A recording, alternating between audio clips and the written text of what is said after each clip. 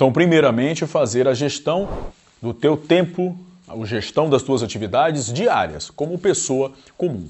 Beleza? Para isso, primeira coisa que você deve refletir é o que realmente você precisa fazer. O que você precisa fazer neste mês, o que você precisa fazer nessa semana e o que você precisa fazer hoje, não amanhã.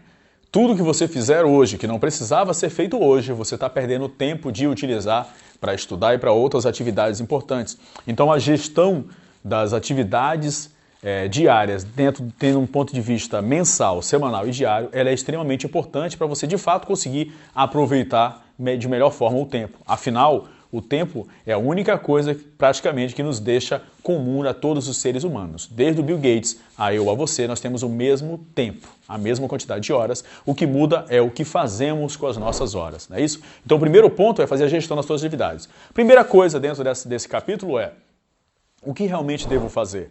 O que preciso fazer neste mês, nessa semana e neste dia? Segunda-feira, terça, quarta, quinta, sexta e sábado. O que eu devo fazer nestes dias, nessa semana? Beleza? Segundo ponto é como. Como eu vou fazer certas coisas. Por quê? Se você pensar só no que você deve fazer e não pensar no como, você pode entrar em problemas, em erros básicos de processo e aí perder horas e tempo porque você não pensou no como. Por exemplo, preciso ir ao banco resolver uma situação X. Como eu vou ao banco resolver a situação X? O que eu preciso para ir resolver essa situação? Senão você vai ao banco despreparado, pelo caminho errado, da maneira errada, sem ter os documentos necessários, e aí você perde tempo e não gera eficiência. Percebeu? Então é muito importante saber o que e como você vai fazer aquilo. E o mais importante ainda é quando. Então são 3 pontos chaves. O que você precisa fazer, como você precisa fazer e quando você precisa fazer.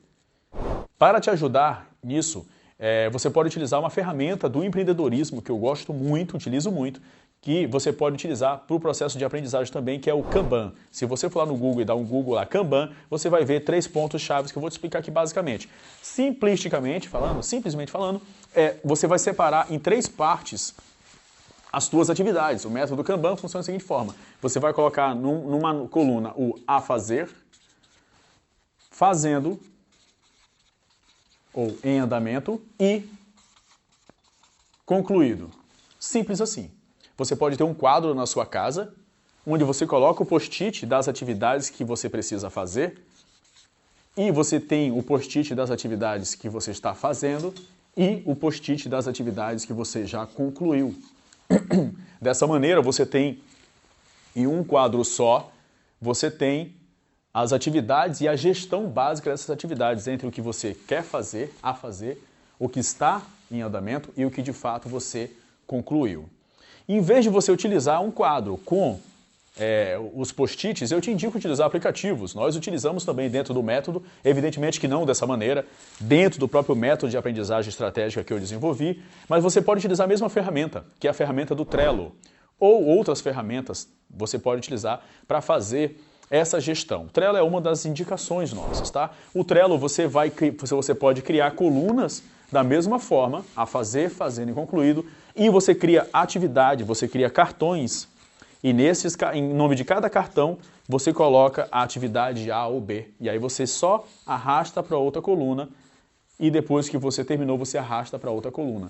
Dessa maneira, basicamente, as tuas atividades do dia a dia, você vai ter clareza de quais são as atividades, quais estão em a fazer, fazendo e quais estão em concluído. Você pode fazer isso utilizando os post-its, como eu comentei, ou utilizando ferramentas como o Trello, entre outras coisas. Beleza? É a ferramenta Kanban, você pode pesquisar mais no Google.